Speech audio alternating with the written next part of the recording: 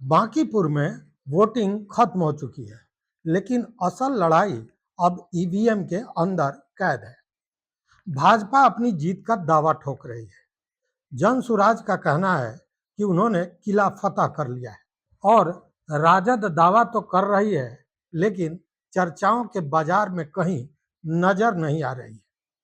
बांकीपुर में मतदान समाप्त हो चुका है मित्रों। अब सारी निगाहें 3 अगस्त की मतगणना पर टिकी है, लेकिन मतदान खत्म होते ही राजनीतिक गलियारों में एक नई बहस जरूर शुरू हो गई है। सवाल सिर्फ यह नहीं कि विधायक कौन बनेगा, असली सवाल यह है कि क्या बिहार की राजनीति अब 2 ध्रुवों भाजपा और राजद के बीच ही रहेगी, या फिर जनसुराज तीसरी निर्णायक ताकत बनकर उभरेगा। यही वजह है कि बांकीपुर का यह उपचुनाव एक सीट का चुनाव नहीं, बल्कि बिहार की भविष्य की राजनीति की दिशा तय करने वाला चुनाव माना जा रहा है।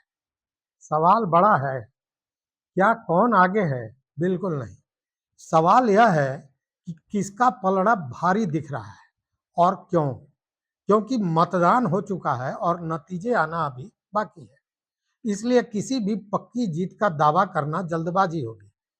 तो क्या भाजपा अपना सबसे मजबूत गढ़ बचा पाएगी, या प्रशांत किशोर बिहार की राजनीति का सबसे बड़ा उलटफेर करने जा रहे हैं?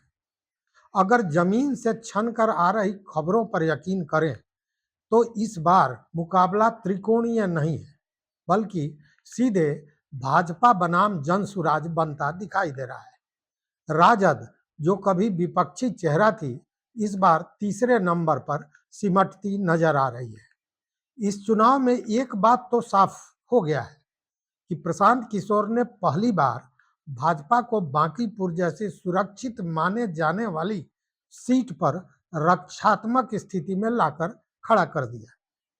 3 अगस्त को आने वाला परिणाम सिर्फ एक सीट का फैसला नहीं करेगा, बल्कि इससे 2027 के बिहार विधानसभा चुनाव का ट्रेलर माना जा रहा है। प्रशांत किशोर ने चुनाव की धुरी बदल दी। इस उपचुनाव की सबसे बड़ी उपलब्धि जनसुराज के लिए यह मानी जा रही है कि उसने चुनाव को त्रिकोणीय नहीं रहने दिया। पूरे प्रचार के दौरान चर्चा भाजपा बनाम जनसुराज ही बना रहा है। इससे यह संकेत मिला कि प्रशांत किशोर ने खुद को सिर्फ एक उम्मीदवार नहीं, बल्कि वैकल्पिक राजनीति के चेहरे के रूप में स्थापित करने की कोशिश की। उन्होंने शिक्षा, रोजगार, प्रशासनिक सुधार और राजनीतिक बदलाव जैसे मुद्दों को केंद्र में रखा है। सोशल मीडिया अभियान और बूथ स्तर की सक्रियता ने भी उन्हें चर्चा में बनाए रखा है। अगर उन्हें उल्लेखनीय मत मिलते हैं तो परिणाम चाहे जो हो, बिहार की राजनीति में उनकी भूमिका पहले से कहीं अधिक मजबूत मानी जाएगी। आइए इस राजनीतिक विषाद को 4 बड़े सवालों से समझते हैं।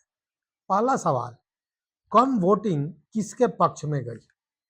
परंपरागत रूप से कम मतदान भाजपा के लिए फायदे का सौदा माना जाता है, क्योंकि उनका कैडर वोट आसानी से पोलिंग बूथ तक पहुंचता है।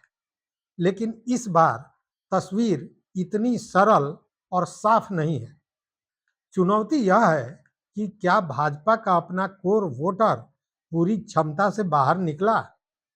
बांकीपुर में मतदान अपेक्षाकृत कम रहा।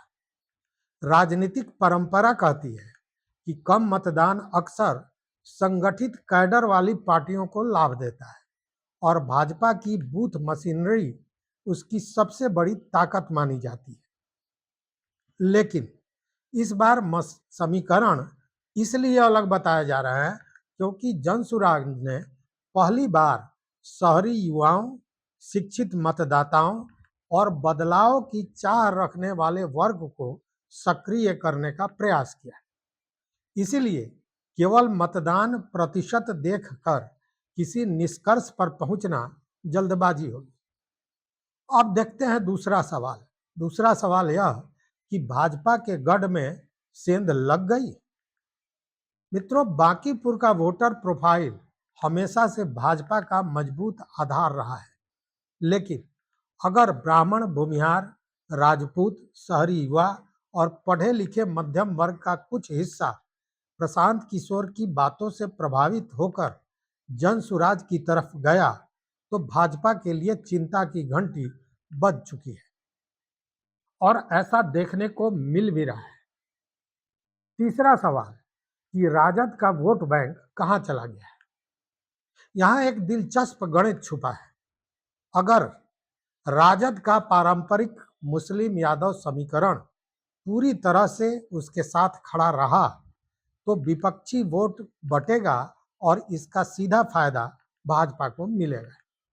लेकिन अगर राजद के वोट बैंक का एक बड़ा हिस्सा जन सुराज की तरफ शिफ्ट हो गया, तो मुकाबला बेहद कांटे का हो जाएगा और जन सुराज का पलड़ा भारी हो सकता है। और चौथा सवाल, जो सबसे बड़ा सवाल है, कि प्रशांत किशोर अगर हार भी गए तो क्या होगा। देखिए, राजनीति में जीत हार से परे भी बहुत कुछ होता है।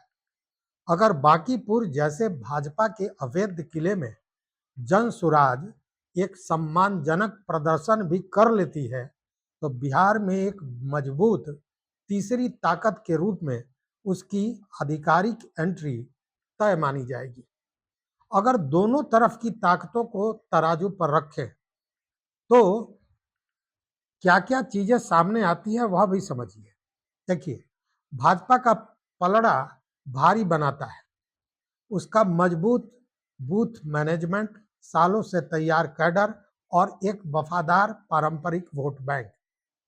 वहीं दूसरी तरफ जन सुराज की ताकत है बदलाव का नैरेटिव, युवाओं की सक्रियता, आक्रामक ग्राउंड कैंपेन और भाजपा राजद दोनों के वोटरों में सेंध लगाने का उनका दावा।